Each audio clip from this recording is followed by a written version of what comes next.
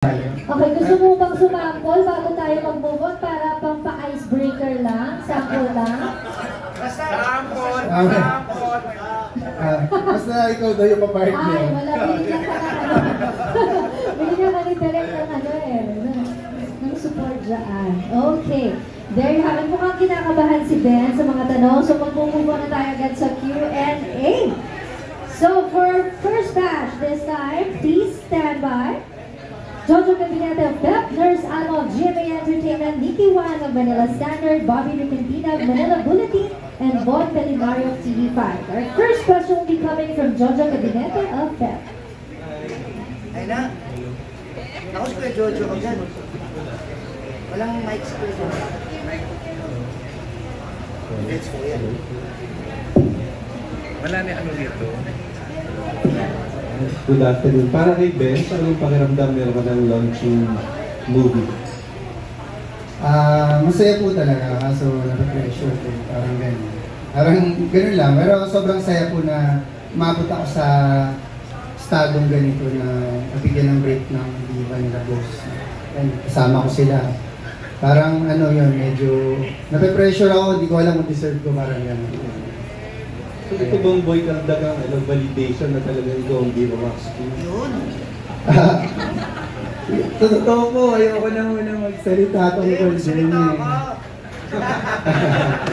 Sila boss na lang po tanongin nyo. Parang gano'n. Ayoko sa akin manggaling. Parang gano'n. Kasi lahat naman kami, wala naman kami. Karapatan magsabi yan kung yung may-ari lang eh. Yung owner talaga ng Viva. Siya lang may ano yan.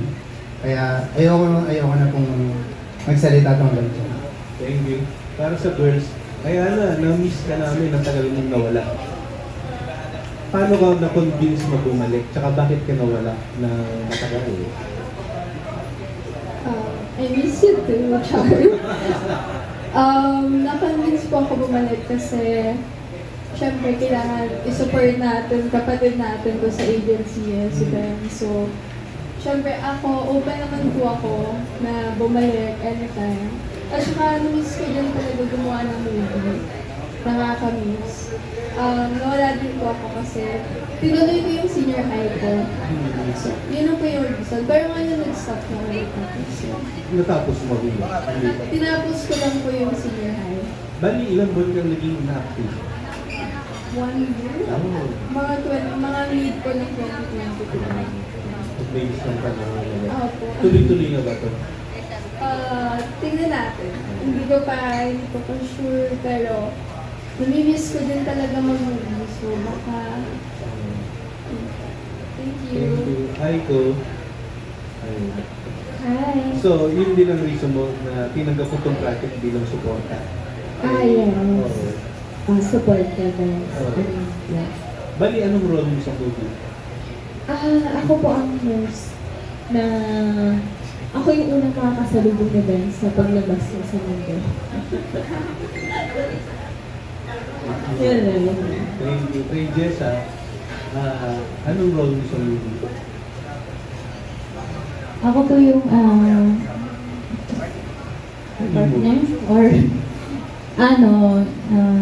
college crush ni Benz dito. So yun, then magkikita ulit kami sa present. Yun po yung mangyayari. Then, yun po. Angeli.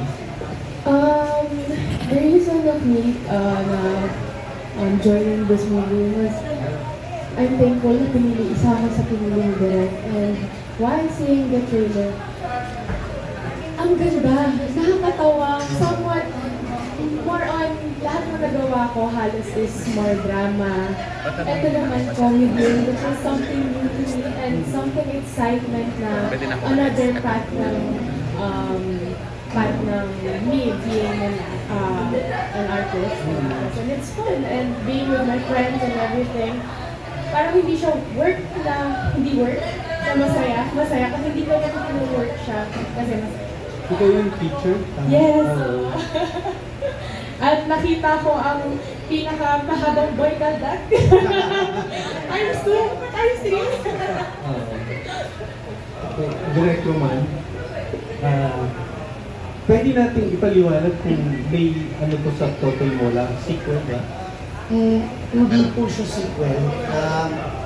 Ano siya talaga, parang, ano siya hindi rin siya masabing spin-off. Kasi para siyang, inassume namin na third generation na siya ni Totoy Mola.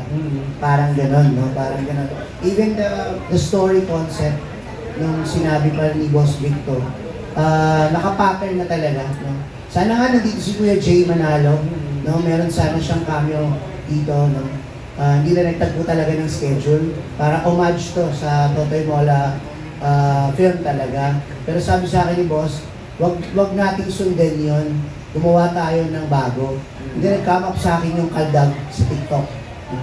Habang mga, yung mga nanonood nito, kaldag ang tawag nila na kumakaldag sa TikTok.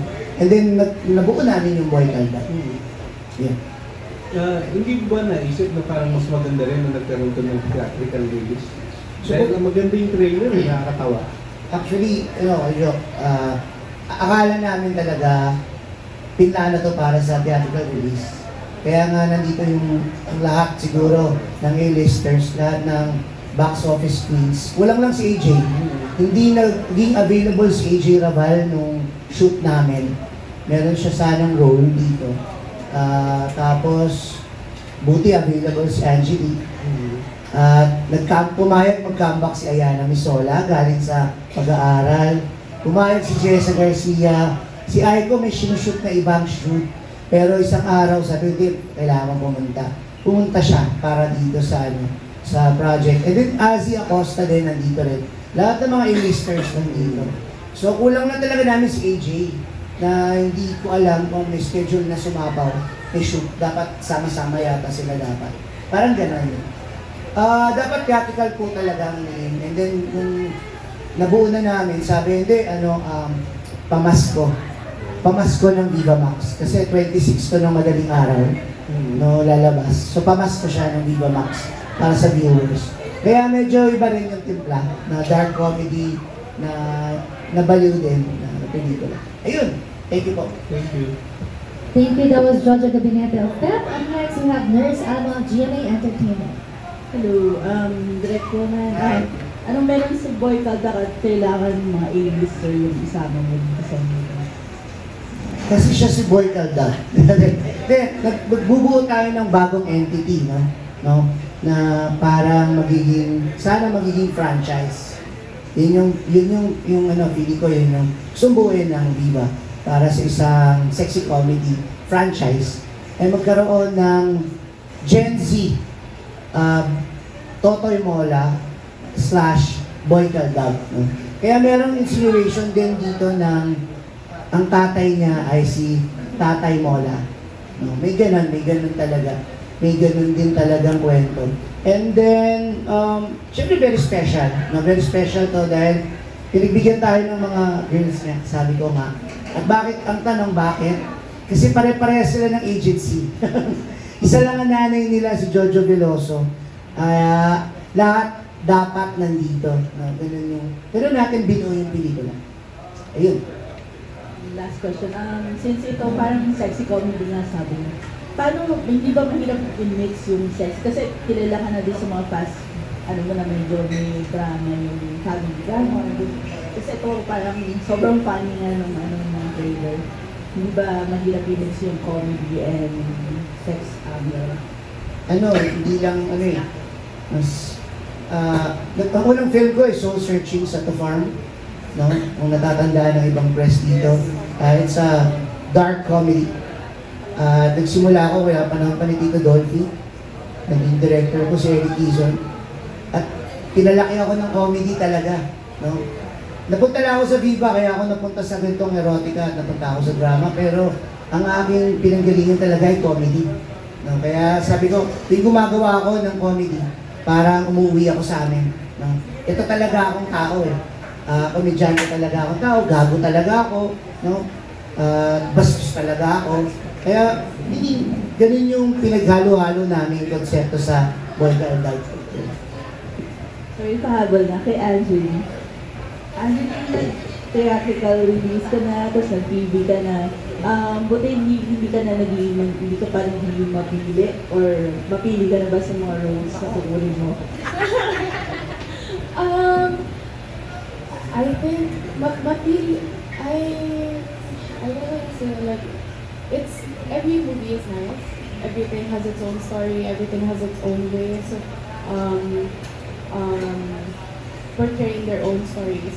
But in a way na I want to like really dive deep sa script na alam ko sa sarili ko na kaya ko siyang magawa 110%. So that's the only time I accept the movie and parang pinag na yung sa mga lahat talaga pinipili ko. Pero dahil binabasa ko muna 3 times, 4 times para pag alam ko sa sarili ko na kaya ko itong gawin, wala akong hesitation pagdating ko sa shooting, pagdating ko sa set. Sa mga platform, hindi mo siya parang main consideration. Main consideration in a way na mamili. I think not mamili, but to where I'm most comfortable with kung anong story.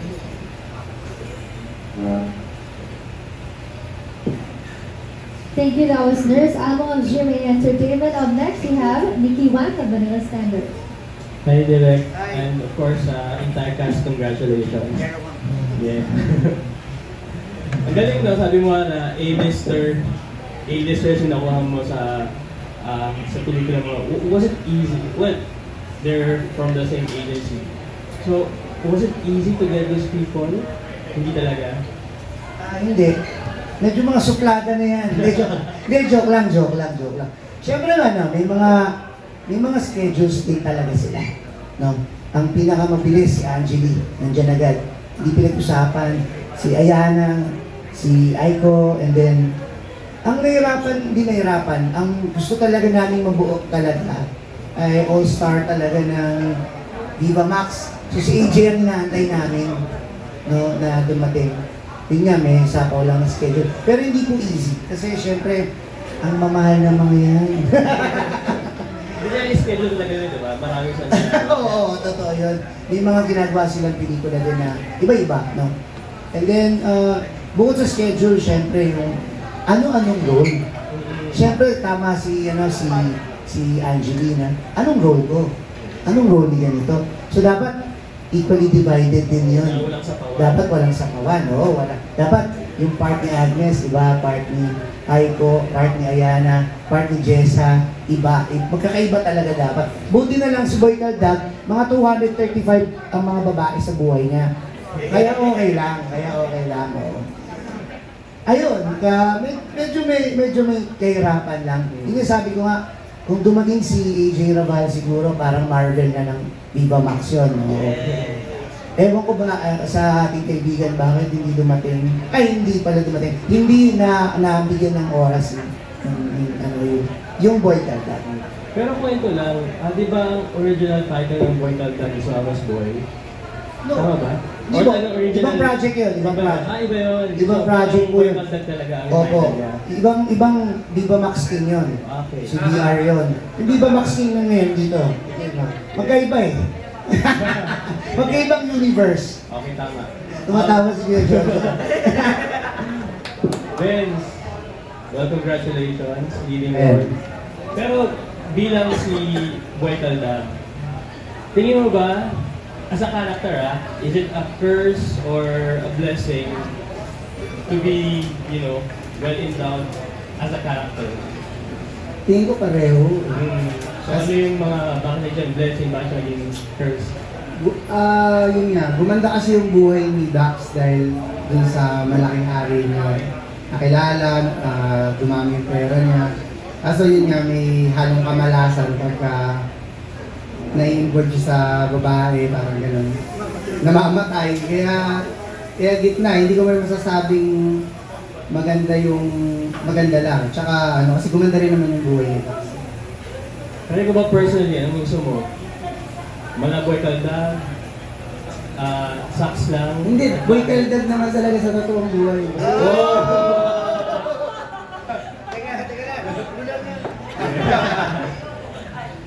Okay, thank you. Last question na lang kay Angeli. Hi, Angeli. Related lang sa question ni Nurse. Kasi sabi nila kapag VMX daw, parang parang stepping stone. Pero ikaw napatunayan na you keep on, returning to VMX despite you being able to cross over sa mainstream. So, how do you see yourself being a VMX star?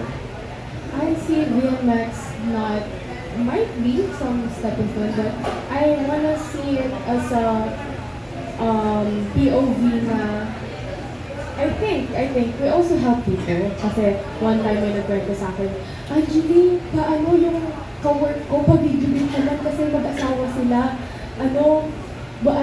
May isang anak na. Tapos sabi, nung time daw nawawalan na sila ng spark, pinanood yung movie ko. Ngayon, meron na silang pangalawang anak. Pangalan niya sa akin, yun na. And I'm happy to hear about those things that we're not just being taught. Think about na, ay ano lang yun, mga nababasa ko sa mga comments na ganito kami, na bold, ganyan, bold star, mga ganun. I wanna let people see that we're more than that we might be some kind of awakening to some couples and na hindi lang kami ganun na nagiging ano pa kami, parang nagiging happiness sa mga couples, lalo na sa mga mag-asawa.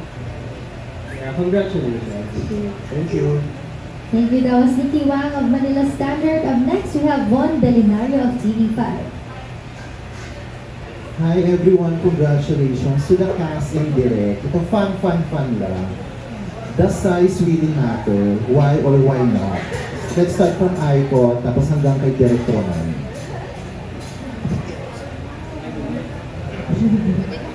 Yes, it matters. Why?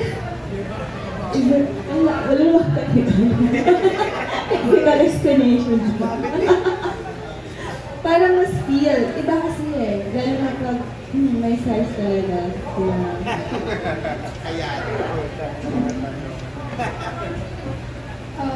Ako, for me, depende kung ano yung naabutan mo. Hindi kasi, di ba, kapag naliligo yung lalaki, hindi mo naman inaalam mo. Pero syempre, kung nasanay ka na dun sa size na yun na talaga yung hahanapin mo pa lang. My boy. No, performance matters. Kasi meron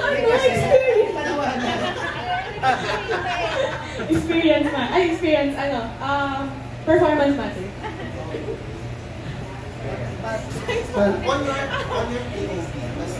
Kailangan Aspense ang talaga. galang.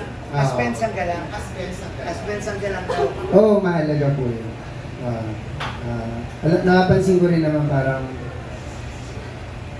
umuulit sila eh.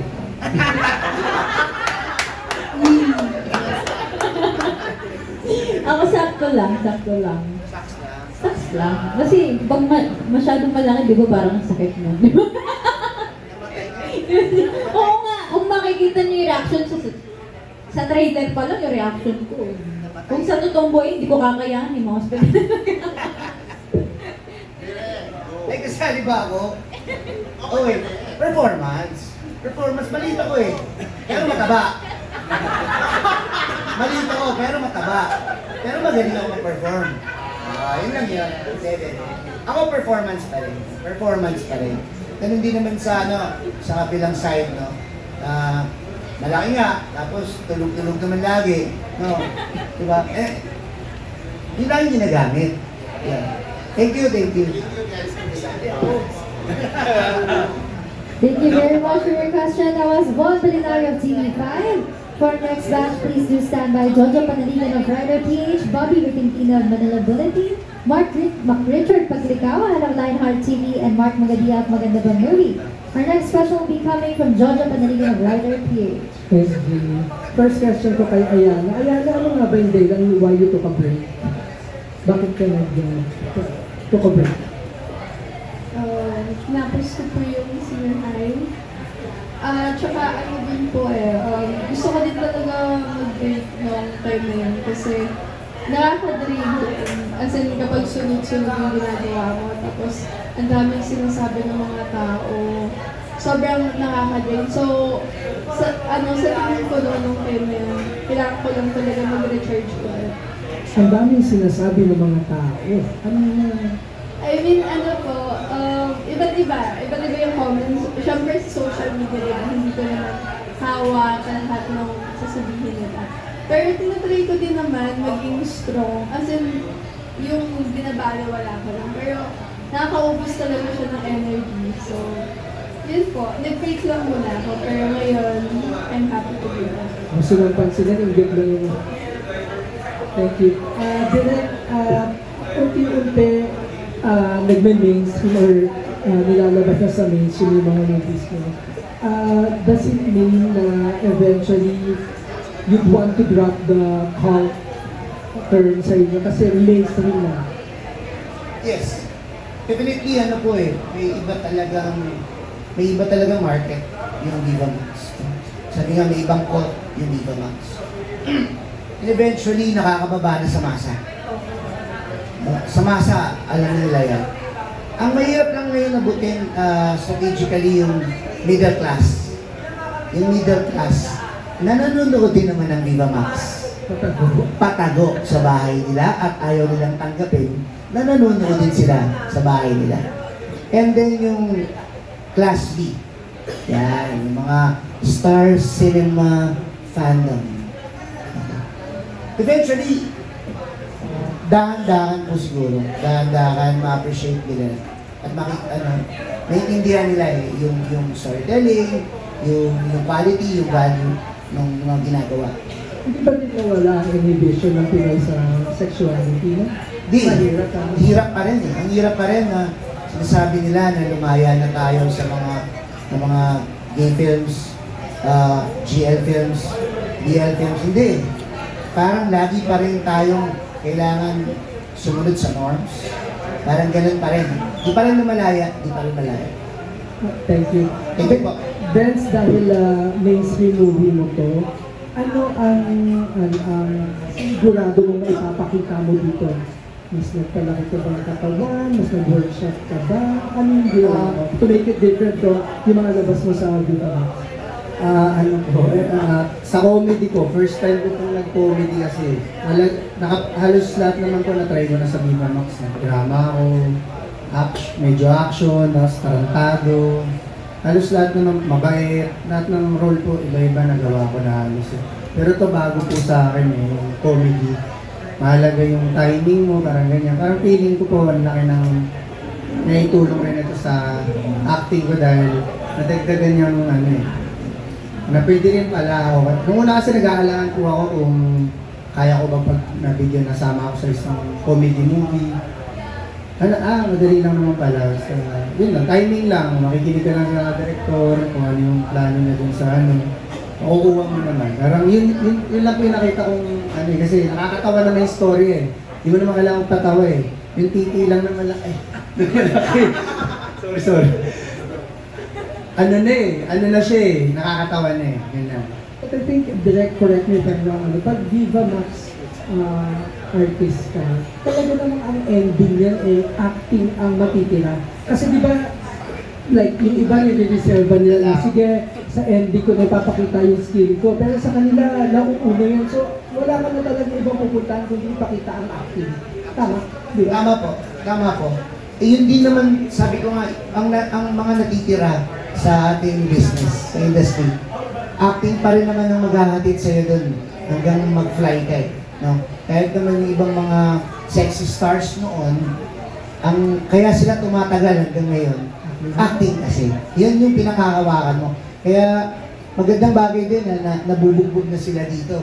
Parang nangyari yung Viva Max yung workshop nila eh. Yung Viva Max ay naging workshop nila para sa susunod na phase, may ibang phase pa. No? Pero again, hindi siya stepping stone agad. No? Kailangan ng galing, kailangan din aralin. Last question ko sa lahat ng actors natin, kung hindi kayo nagsimula sa sexy, anong genre ang ipapursue niyo? Maybe we can start with Aiko. Ako, kung hindi sexy, open naman sa kahit anong gender. And to explore, to experience, and to learn. Yan. Ako po, gusto ko talaga yung full sound. Before pa. Kasi parang lahat naman yata ng nangangarap ng artista gusto mo yung full sound, yung mga love team, ganyan. Pero sobrang grateful ko pa din sa binigay sa akin. Kasi dito ako napansin. Kasi iba talaga yung competition yata pagdating sa full sound. Kasi madaming tao yung gusto mag-artista tapos gano'n. So, ang swerte ko pa rin na dito ako nakilala ng tao. Genre, I don't really know actually. But siguro dahil drama or horror? Horror. Yes. Thanks. Ben? Sa akin po, horror tsaka action. Bagay sila. Pero siguro ang nangyari syempre dito ko sa Viva Max, sana ganun na lang, yung magkaiba na lang siya, di ba? Parang naging stepping stone ko para makapasok sa action. Ayun, yung action. Nag-aano na din naman ng Viva Max, di ba? Parang nagkakaroon na din ng action-oriented yung movies nila, or minsan... May dati po may nagawa kami po ni Director Manuel, si Chajablo po, parang action po siya na nilagyan ng sexy. Pero yung parang mga ganong tema po, yung ganun talaga yung gusto ko, parang mas nag-e-enjoy ako sa sobrang bait. Nahirapan ako sa sobrang bait na role. Hindi yata natural. Finally, Jess. Ano po, comedy and drama. Ito ko na. Yun nga po kaya po parang medyo, syempre pangarap ko po talaga comedy. Then nung na-experience ko siya kay Direk Roman pa, sobrang happy ako, parang feeling kong gaan sa pakaramdam na mangyari yung gusto ko talaga na comedy. Parang na-excite ako, ganun yung nararamdaman ko. Hindi ako yung parang natatakot na baka hindi ko magawa yung ganito kasi baka hindi nakakatawa yung tsura ko. Hindi, talagang go ako, laban ako kahit ano yan. Thanks, guys. Thank you, that was Jojo Madaligan and Friday PH. Up next, we have Bobby Nicandina of the Bulletin. Ganda nga akong direct. Okay, kanina na-mention yung Totoy Mola, sex comedy, then sex comedy isa. What happens kaya kung ginawa itong drama? Like, effective pa rin kaya siya? O ano sinabi nakikita niyo kung ginawa itong drama? Kasi kung babalikan po natin yung Totoy Mola, na nag-script analysis din ako ng Totoy Mola before ko gawin ko. Dark comedy siya dati pa. Pero ang tono, hindi na tono nila na parang dark comedy. Dumadrama. Kasi dumadrama si Kuya Jay noon Dumadrama talaga, pinagdaanan niya, with Indy Gallardo, drama. Drama yung narrative. Pero ang feeling ko, hindi lang nila ma-define yun kung ano ang pupuntahan ng pelikula. So meaning, ito kasi ngayon, mas define na natin, alam na natin, magda-dark comedy tayo. Mas alam lang natin yung tono. No, yung tono. Kasi ano naman yun yung ginawa nila talaga yun, parang papuntang drama Oo Ngayon, meron din. Oo, ito mas alam na natin yung tono. Kasi pag ginawa yung drama talaga, hindi kakapitan, palagi ko hindi kakapitan. No, parang hindi nagiging unusual yung kwento, hindi naging unique yung pagkakaroon niya ng kapangyarihan at kamalasan. Yun yung point yata mo. Pero direct, so anong ginawa niyo? Dahil hindi naman talaga sila mga comedian, pero comedy yung movie. Paano ginawa niyo? Ano po, again, ang mga komedya naman, hindi naman nagpapatawa talaga. So, meaning, sa tono, yung usapan nga natin yung tone, talagang tinono namin siya natin. Even the script pa lang, nakatono na alam natin hindi naman magpapatawa si Angelica, pero sobrang funny nung scene nila ni Benston. Yung eksena nila ni Ayana, hindi rin naman talaga nagpapatawa, pero again, yung sitwasyon yung nakakatawa. Yun po yung, yun yung hinakatid natin. Yun yung hinatid natin tono. Okay, thank you, Direk. Benz, palagi, sinabi ko kanina, nag-enjoy ka din sa pelikula. So, would you say meron kang natural talent sa pelikula ng komiko? Ako po kasi masiyahin akong tao. Gusto ko lagi rin nagtitrip eh. Kaya medyo ganun po ako, medyo mapangasar po ako. Kaya may side po talaga akong gusto ko rin parang medyo ganun. Kahit sa agency namin, halos lahat yung mga kasama ko, alam nyo, nagisado nila ako. Talagang nagtitrip ako, nakakasar ako. Kaya naisip ko rin na, pwedeng baka magamit ko rin dito sa showbiz na ano. Pero hindi naman adlib yun. Baka mahirapan ako kung adlib yung mga pagpapatawa ko. Parang yung manlalait ka, yung mga ganun. Pero yun, nag-enjoy ako. Parang, meron nga nag-comment dun sa di ba, direct yung pagsamahin daw yung boy gantag tsaka boy bastos kung ano daw. Yung mga ganun, okay lang kasi wala naman akong parang action lang dapat yung gusto ko. Ganito lang. Kung ano naman yung binibigay ng diva sa akin, hindi nila bagay naman siguro yung binibigay sa So would you say pwede ka pang umulit ulit sa parang medyo comic role sa future diva? Oo. Lalo na kung rin yung mga kasama ko, syempre wala nga. Last question, direct. Siguro si Direk pwede mo. Meron bang frontal si Benz? Kasi sa Totoy Mola. Frontal. Hindi ito, di frontal. Frontal 360. 360, abangan yung sinilan. Yung sinilan dalawa. Ni Benz Ni Jessa. Thank you. 360. Okay. Opo, makikita nyo. First time ko nag-frontal. First time nag-frontal. First time din makikita sa Viva Max na may frontal. Okay. Thank you. Thank you, that was Bobby Nakikita in Manila Bulletin. Up next, Richard Paglikaw ng Line Heart TV. Hello, good afternoon po. Ang question ko kasi kay Direk. Sige, Thank you. Ano na una, Direk? Yung script o si Benz? Good question. Nauna si Benz. Sa totoo lang, nauna si Benz. And then, nauna yung concept. Yung germ idea na Totoy Mola. Ang bagong Totoy Mola ay si Benz ang galang. Yun yung premise. Yun yung naunang premise. So ito ba direct yung parang nagsusolidify ng pagiging ayaw ni Benz kanina na pag-usapan nyo, pero parang ito na yun, yung parang binuo talaga for Benz as magsusolidify ng parang Ayaw mo sabihin na ito ba magsusolidify ng pagiging Viva Max King niya? Ayaw mo sabihin eh. Again, tumatawa si Kuya Jojo sa akin. Niniligyan ako. Hindi naman. Again, it's a management decision.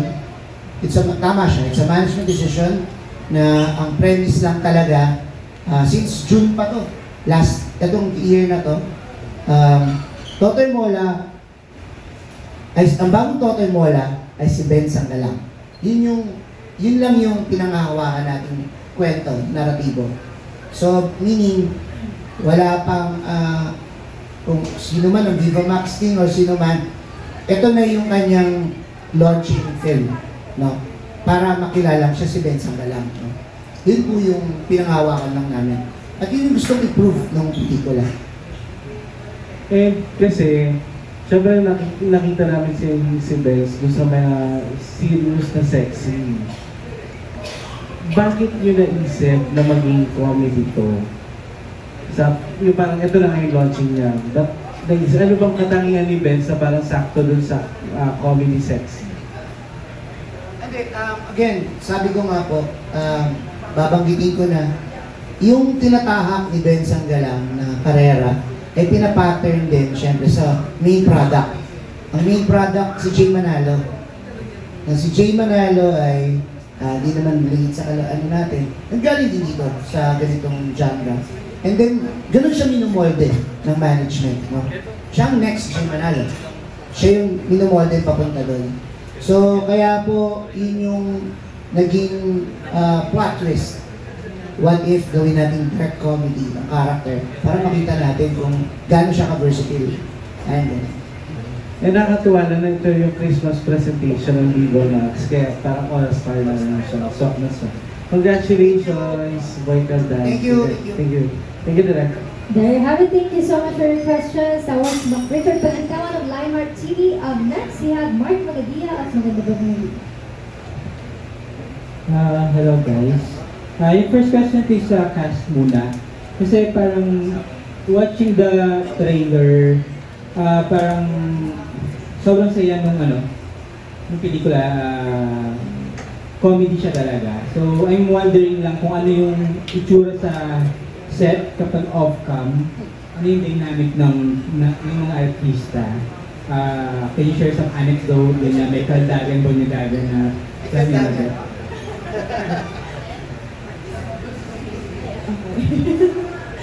Ako kasi, one day lang ako nag-shoot dito. So, hindi ko talaga nakabanding yung ibang artist on-cam. So, pero during the shoot, ganun pa rin, maarte kami, and then we're doing yung scene na yun, magaan na lang. May tawanan, ganun, magaan na lang siya.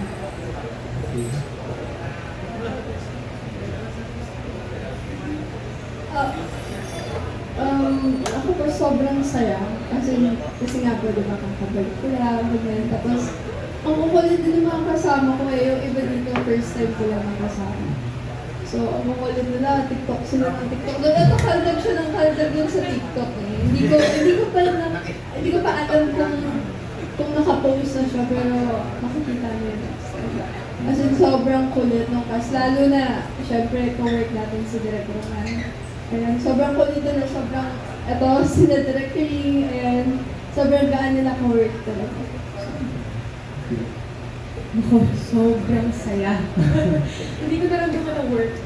And also, sila direct, siguro 4 or 5 movies na kasama ko na sila.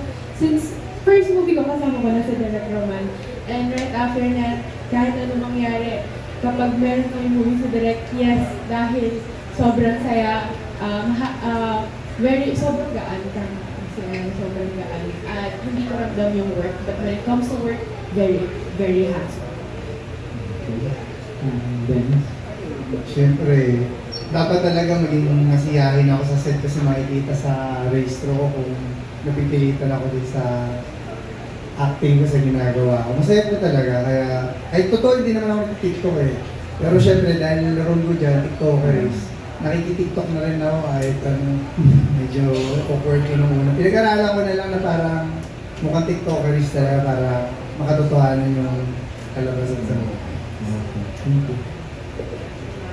Ako naman po, first time ko po makatrabaho sa Direk Roman. Kahit po sobrang tagal na rin namin na magkakilala. Then, first time sa Viva Max. Na pelikula.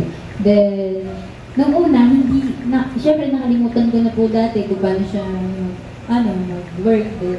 Then, dati naman, wala rin naman ako masyadong script. Then, dito talagang nag-review talaga ako na talagang nag-abisado ako. Then, pagdating ko doon, hindi pa rin nasa script yung, talagang, hindi ka mapapressure doon sa, sa set eh. Talagang parang chill ka lang, parang, sasabihin niya lang sa'yo kung ano yung mga sasabihin mo. Yun yung medyo nagustuhan ko doon na parang may freedom ka kung ano yung mga gusto mong sabihin. Basta andun yung point ng sinasabi ni Direk. Parang yun yung nagustuhan ko doon. Then masaya din sila sa amin. Thank you. Yung second question ko is kay Direk naman. Kasi from Soul Searching kasi that is also dark comedy. Tapos yung bumalik ka yung napunta ka sa Viva Max na more of naging parang sexy thriller lagi yung genre mo. Then, ngayon bumabalik ka sa dark comedy with Boy Caldag. So, ano yung pakiramdam na you're going back from where you started na genre? At ano yung, as a director, ano yung parang yun na, overall yung pakiramdam na paggawa ulit ng ganitong genre? Thank you sa panonood ng Soul Searching. Actually, doon kita una nakilala rin direct sa Soul Searching. Actually, sobrang saya ko, syempre. Nung sinabi sa akin ni Boss Vic gagawa ng parang Totoy Mola, alam ko rin, nakuha ko na sobrang saya ko kasi komiko naman talaga ako. Tsaka sabi ko, Gagong-gago naman talaga ako pagka ganitong comedy. Sobrang happy ko. Kailangan lang talaga kompleto yung material ko. Meaning, kailangan maging sumang-ayon sila sa mga gagawin naming kalokohan. No? Parang ganun eh. Kasi pagka nagpakaseryoso ka dito, masisira yung strain. No? Kung masaya, sobrang saya. Sobrang saya ng set, sobrang saya kasama nila Aiko. Siyempre, lahat dito nakatrabaho ko na eh. Lahat ng to, nagsimula sa akin. Nagsimula lahat sila sa akin. Kaya gusto ko na magsimula sila, tapos may gagawin tayong project na hindi tayo magtatrabaho. Magkukulitan lang tayo. No? Sabi nga sa akin ni Angelica, ay may bayad pala to. Sabi niya kay Direk Lee, ay may bayad pala to. Tapos si Ayana, nung kinuno namin, sabi ni Ayana, ay, nakakatuwa, may TF ako. Sabi niya nung araw. Kasi akala namin may gagawin lang kami kalokohan. Ganun yung pakiramdam. And again, siguro, sana ma-appreciate ng management na gumawa ulit ako ng sexy comedy, no? Kasi, hawak ko na yung genre ang gusto nila. At binigay ko naman yun, no? Yung mga pelikulang, mga trip ko din, yun, binibigay naman ngayon. Yan, nakagawa nga ako ng horror nung nakaraan. Yung Pasahero, no? Nakagawa ako ulit nakagawa ako ulit ng comedy. Okay din naman akong gumawa ng iba pang pelikula ng ibang genre, no? Na makita lang natin na mas kaya ko namang gawin talaga yun. Nagkataon lang na erotica itong napuntahan ko. At nagkataon lang na erotica yung pumutok talaga ng matagal na panahon. Follow-up question lang dahil kasi kapag doon sa soul searching kasi iba yung style mo dun eh. Tapos kung hindi sasabihin na yung Boy Caldag is ikaw yung director, seeing the trailer, alam mo na agad na ikaw din eh. Kasi parang makakonect mo siya dun sa how you weave the story of soul searching. May ganong style eh. Pero ibang-iba siya kapag doon sa mga pelikula like Pamasahe and the other erotic psychological thriller na ginawa mo. So, as a director, paano yung napaghiwalay mo yung style mo on different genre? Ano yung ginagawa mo para ibang-iba yung tone nung bawat pelikula na may ibang sa ibang genre? Actually, mahirap. Totoo lang, mahirap siya. Kasi, hindi naman sa modesty aside, ako lang naman yung nakakalublob sa erotica, tapos pupunta mainstream, pupunta ng pa-artsy, pupunta ako sa Himalaya, tapos pupunta ako ngayon. Medyo ako lang ang kayang tumawid-tawid ng ganun kasi hindi naman nakakatawid yung iba. Yung kung gagawa sila ng pang star cinema lang gagawin nun. Hindi makalublob ng art house. Meaning, mahirap siya. Pero yun din yung magic ng filmmaking. Nakakatawid tayo. So gusto nating tawirang lugar. No? Pero malaking bagay yung pag-aaral. No? Nakalimutan ko magpatawa. Totoo lang, nakalimutan kong magpatawa. Nakalimutan kong manggago ng audience. Nakalimutan kong yung ganon, nakalimutan ko. Kaya, yung ginagawa namin ito, tuwang-tuwa ako eh. Nag-iba yung vibe, no? Kagaya ng pagkagusto mo sa una mong pelikula, ganun din yung gusto mong makita. Actually, yun nga, nung nakita ko yung trailer, parang nakita mo ng soul. Theatrical nga yung dapat talaga pang theatrical to, kaya nga, tinanggap ni Angelica to eh. Hindi, joke lang. No, pang theatrical talaga yung dream eh. No, parang before Christmas, ipapalabas kami. Hindi niyo ba parang inisip na ipasok siya sa na set? Hindi pa pasok eh. Wala kaming ganong star value na malalaki. Hindi ganun papasok eh. Oo eh. Hindi pa pasok eh. Pero kung after MMFF, palabas kami sa cinema, baka, no? Pagbalikan ng mga estudyante, nagbalikan ng iba. Yung hinga, kami yung hinga ng sayang, di ba? Yes. Grabe tawa mo, Vince. Oh. Thank you sa observation. Naalala mo, soul searching. Thank you, that was Mark Pagadio of Maganda Ba Movie. And we have here more questions for you guys. First is, bukod sa Boy Caldag, ano pa ang pa-Christmas gift ninyo sa mga Viva Max subscribers? Ano? Ano yung pa-Christmas mo pa sa mga fans ninyo sa Viva Max? Ako, May papugusto ako ngayon. wala prayers. Yes, showing na po yung ibang movie ko. So, panoorin nyo na lang po ako doon. And of course, Boy Kaldag. Ayan. And ayun nga, prayers para sa lahat na sana masaya ang Pasko natin. Very sweet. Para sa akin, Lazada vouchers. Viva Max. Lazada vouchers na Viva Max. Boy Kaldag, streaming na po 2 days before release. Streaming Kasi pagkalakas sa Boy Kaldag and see you again. Ayun na, boy ganda. Tsaka peace. Peace sa mga ano. Ano lang tayo. Di ba? Trabaho lang. Peace, tsaka trabaho lang. According to Vince. Peace at tsaka trabaho lang. And then, peace sa ano lang, parang dito sa industriya, parang huwag tayo magkagulo-gulo, trabaho lang. Kasi ako itong nakaraan rin kasi mga buwan talagang na-stress din ako eh. First time ko kasi yung gano'n na umabot sa gano'ng nangyari sa akin. Kasi ako nung bago ako dito sa industriya, ano lang eh, trabaho lang ng trabaho. Kasi nung nagkaroon ng gano'ng parang issue, medyo medyo na-stress din ako kaya parang gusto ko patayin talaga lahat ng industriya. Tawagan natin siya. Iwanan natin sa 2024. Yun po, panoorin lang po yung Boy Kaldag. Ngayon, magiging masaya po yung after Christmas din, magiging masaya din pag pinanood nila to. Kasi ang dami-dami pong aabangan talaga dito din. Yung ginawa po namin lahat ng best namin, makapagpasaya din ng ibang tao. Dinner kayo. Bukod sa Boy Kaldag daw eh. Bukod sa Bukod sa Boy Kaldag. Sayang, dami namin pinakitang boobs kalahati lang eh. Kasi yun ang Christmas present namin sa ano. Tsaka, joke lang. Again, bukod sa Boy Kaldag, syempre nagbigay tayo ng hindi nila napapanood sa Viva Max. No? Nag-offer tayo ng iba ngayong Pasko. Hindi yung kwento ng kabitan, kwento ng cheating, kwento ng drama, kwento ng GL na paulit-ulit, kwento ng hindi. Tatawa tayo ngayong Pasko. Christmas.